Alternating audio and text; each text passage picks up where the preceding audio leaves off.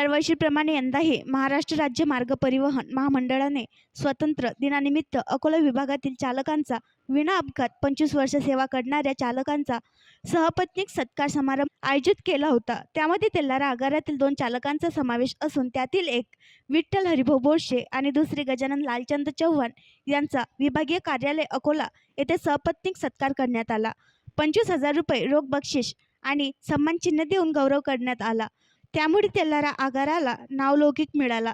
म्हणून आगारातील इतरही चालक प्रेरणा घेऊन विना अपघात सेवा बजावतील यात मात्र काही शंका नाही। आणखी नवीन व्हिडिओ पाहण्यासाठी आमच्या देशमुख एक्सप्रेस न्यूज चॅनलला सबस्क्राईब करा, लाईक करा आणि शेअर करा।